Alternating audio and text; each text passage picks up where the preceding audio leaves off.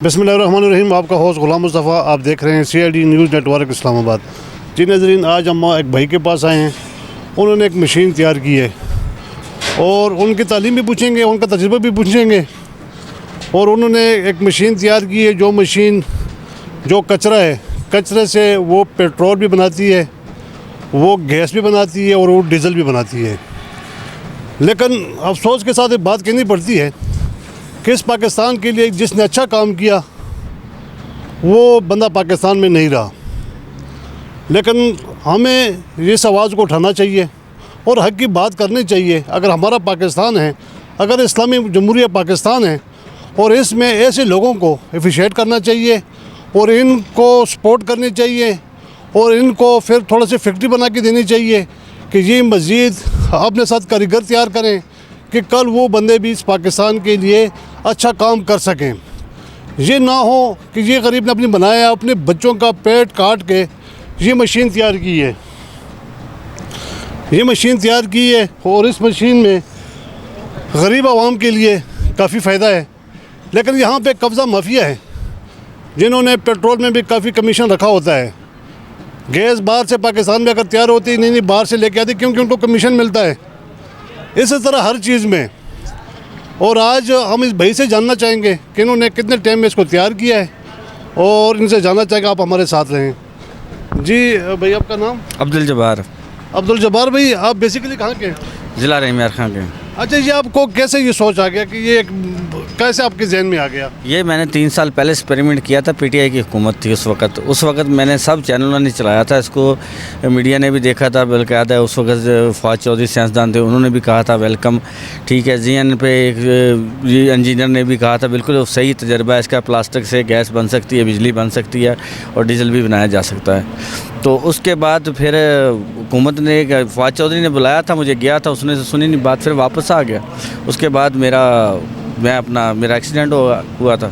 Accident के बाद फिर मैं उठा फिर बलूचिस्तान चला गया। बलूचिस्तान से अब वापस आके फिर मैंने जब मुल्क के हालात देखे कि ये फिर महंगाई की तरफ जा रहा है, और मैंने सोचा कि ये कचरा एक बहुत ऐसी चीज़ है कि जो हर तरफ पड़ा हुआ, पाकिस्तान से पूरा कचरा बना हुआ है, तो क्यों ना इससे फिर दोबारा एक्सपेरिमेंट को हम ऊपर लेके आएँ और शायद इस पर हुकूमत तवज्जो दे या आवाम तवज्जो दे तो अपना फ़ायदा उठा सकें इससे हम।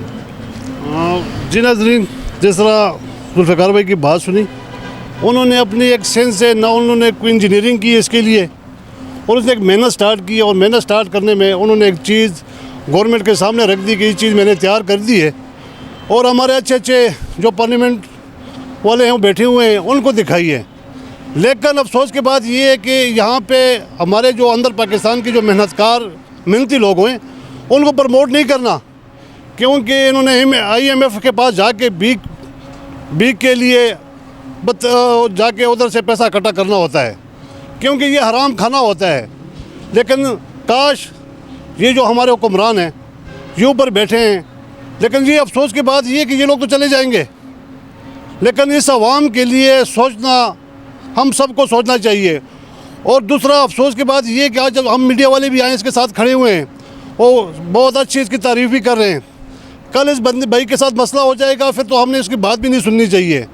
लेकिन मैं उनसे भी ये गुजारिश करता हूँ, अगर इस भाई ने मेहनत की है, इसके साथ हमें भी खड़ा होना चाहिए और इसकी आवाज़ हुकूमत बाला को पहुँचाना चाहिए और हर फॉर्म पे पहुँचाना चाहिए। और ये एक छोटी सी बात नहीं है, इसने काफ़ी टाइम सर्च किया है और इतनी चीज़ बनाई है, और इसमें काफ़ी खर्चे। सर, इस पर खर्चा कितना हुआ है आपका? इस पर मेरा काफ़ी खर्चा हो चुका था। इस पर एक्सपेरिमेंट पे मेरा आज से 3 साल पहले मेरा 15 से 16 लाख रुपये तबाह हुआ था। जो मैंने वर्कशॉप पूरी बनाई थी वो CDI की ऑपरेशन ने करा दी थी उसमें। अच्छा, 16 लाख रुपए पहले भी आपका ज़ाया हुआ है, तकरीबन आज से 3 साल पहले। हाँ, अब तो ये थोड़ा पैसा, अब तो क्योंकि वो एक्सपेरिमेंट तो उस वक्त मैं कर चुका था, लेकिन अब इसको सिर्फ मैंने छोटे लेवल पे ले आया हूँ ताकि हर गरीब इसको ख़रीद सके और इससे अपना रोज़गार चला सके, क्योंकि कचरा पाकिस्तान में आम पड़ा हुआ है। अच्छा, अगर ये एक छोटी फैमिली, एक घर का कुंबा जो है वो कैसे इसको इस्तेमाल करेगी? देखिए, ये फैमिली के लिए नहीं, ये रोज़गार के लिए। देखिए अब ये बड़ी मशीन बना रहे हैं हम, ये भी आर्डर लगा हुआ किसी का ना, तो ये बड़ी मशीन है, ये 20 kg कचरा डलता है इसमें से 10 लीटर डीजल 3 से 4 घंटे में ये बनाएगी, ठीक है। इस तरीके अगर 24-12 घंटे चलेगी तो ये 30 लीटर डीजल बना देगी। 30 लीटर उस बंदे का रोज़गार पर 2000 रुपये डेली घर बैठा वो कमा सकता है इससे, कचरे से। तो ये अगर जिस तरह ये मशीन बनवाई है, इसका कितना परसेंटेज है, ये कितना काम कर सकती ये है? 5 kg का कचरा डलता है इसमें से, इसमें 1.5 से 2 सवा 2 लीटर तेल निकलता है।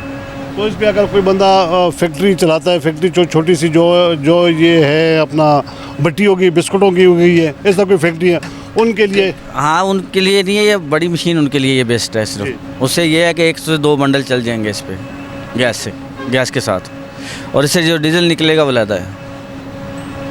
और इसका तकरीबन अभी अगर इसका प्राइस कितना होगा? इसका प्राइस 2 लाख से है।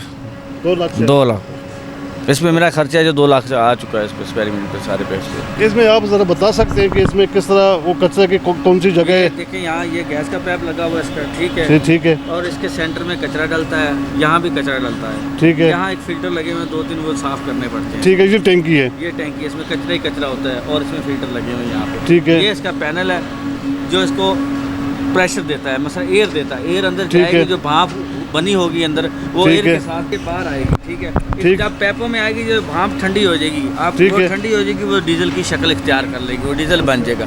जिस तरह आप किसी पानी को गर्म करते हैं तो उसकी भाप उठती है, उसको ठंडा करेंगे वो पानी ही बनेगा।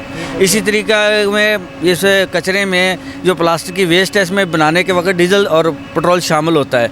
जब ये इसको हम हीट देते हैं, वहाँ से भाप होती है, भाप जो फिल्टरों से हो के ये ठंडी होती है तो वो डीजल ही बन जाती है, अपनी पुरानी शक्ल में आ जाती है। जिस शक्ल में हमने डाली थी, जो चीज़ हम डाल रहे हैं वही चीज़ हम इससे निकाल रहे हैं। कचरे में पेट्रोल और डीजल, लोगों का सवाल आता है, कमेंट आ रहे हैं कि कहाँ से आया। तो जनाब ये कचरे में पेट्रोल और डीजल बनाने वक्त शामिल होता है, तो उसी को हम जब हीट देते हैं तो उसकी जो भाप के ज़रिए वो ऊपर उठता है, तो उसी को हम इस पैपों के ज़रिए, फिल्टरों के ज़रिए ठंडा करके दोबारा हम उससे वसूल कर रहे हैं। नाज़रीन, एक की मशीन और भी तैयार हो रही है कि इसमें पानी इस्तेमाल होगा और पानी से ही बिजली इस्तेमाल होगी। इनके बारे में भी जानना चाहेंगे, आप हमारे साथ हैं जी। इसके बारे में ज़रा बताइएगा। ये एक टैंकी में पानी है, हम मोटर से पानी उठा रहे हैं, इस पे व्हील पे गिरा रहे हैं। व्हील से जब घूमेगा तो ये डायनेमो लगी हुई है, इससे बिजली पैदा होगी। यही पानी सर्कल करा के हम बिजली पैदा कर रहे हैं इससे। ये मशीन अभी 2 से 4 दिन में, 5 दिन में मुकम्मल हो जाएगी। ये 7.5 किलो वाट की मशीन है।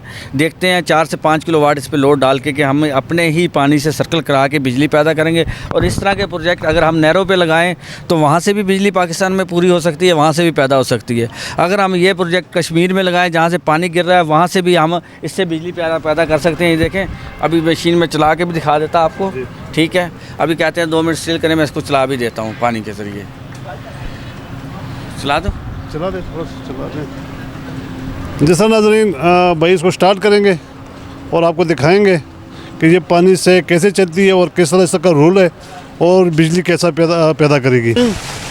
ये पानी डाल दिया और भाई ने ऑन कर दिया और इसका फंक्शन आपको दिखा रहे हैं, और ये इसका फंक्शन है। और इसमें कितना पानी डाला गया है? ये इसको भरना है या नहीं, आधी रखना, हाफ रखना, बिल्कुल हाफ से भी कम रखना पड़ेगा। इससे बड़ी टैंकी बनेगी। ये तो एक्सपेरिमेंट है, इससे बड़ा सिस्टम बनेगा ये वाला।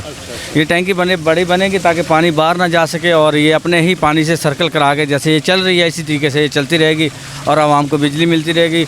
अगर यही सिस्टम बड़ी नहरों पे लगा दें हम, जो पाकिस्तान के अंदर 70 से 80 नहरें हैं, उनके ऊपर अगर हम ऐसे सिस्टम लगा दें तो मैं लिख के देता हूँ कि पाकिस्तान की फ्री बिजली पूरी हो सकती है, ठीक है? लेकिन अफसोस की बात ये कि ये अगर पाकिस्तान में लोगों को शऊर आ गया और ये चीज़ें बनानी शुरू कर दी तो फिर ये हमारे हुक्मरान गरीब किधर जाएंगे? लेकिन हुकूमत को चाहिए कि पाकिस्तान की आवाम को इजाज़त दे कि वो अपनी नहरों, जो नहरें गुजर रही हैं जहाँ से, अगर हुकूमत नहीं लगा सकती तो हुकूमत को चाहिए कि उनको मालिकों को इजाज़त दे दे, लोगों को इजाज़त दे दे, ताकि वो ऐसे सिस्टम लगाएँ और अपनी बिजली खुद पैदा करें, ताकि उस जिस शहर से, मैंने कई दफ़ा देखा कई शहरों से इतनी बड़ी नहरें गुजर रही हैं कि वो शहर की बिजली उसी नहर से पैदा हो सकती है।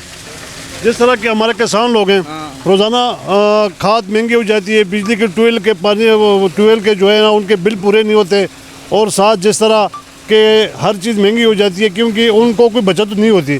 तो ये तो इजाज़त उनको देनी चाहिए, ये तो बहुत फ़ायदे की चीज़ है। इस पर कौन सा खर्चा है? कोई खर्चा, एक दफ़ा मशीन तैयार करनी है, मशीन तैयार कर दी और उसके बाद इसने बिजली जो इस्तेमाल कर रही है ये अपनी बनाएगी, अपनी इस्तेमाल करती रहेगी। अगर ये हुकूमत सिर्फ ज़िम्मेदारों को और लोगों को इजाज़त दे दे कि भाई जहाँ से नहरें गुजर रही हैं आप अपने सिस्टम लगा लें, तो मैं दावे से कहता हूँ कि पाकिस्तान की आधी से ज़्यादा बिजली खुद ही लोग अपनी पैदा कर लेंगे। लेकिन पता नहीं हुकूमत क्यों नहीं, जबकि उनको वैसे भी नहीं जीने देती, वैसे भी नहीं जीने दे रहे इन लोगों को। ठीक है, इसलिए इनको चाहिए हुकूमत को कि अगर हुकूमत चाहती है कि आवाम हमारी तरक्की करे तो उनको चाहिए कि उनको इजाज़त दे, और क्योंकि अपनी अपनी जहाँ से नहरें गुजर रही हैं वहाँ पे ऐसे सिस्टम लगाएं, ऐसे बिजली पैदा करके अपने अपने जो अपने हमसाए हैं, जो अपने मोहल्ले हैं, जो भी अपने शहर हैं, उनको दे सकें। जब्बार भाई, इस पे कितना खर्चा आ रहा है, इस मशीनरी पे, ये सारा मोटर पे कितना खर्चा आ रहा है? देखें, अगर हम ट्यूबवेल के आगे या नहर के ऊपर लगाते हैं तो बिल्कुल कम खर्चा आता है इसका।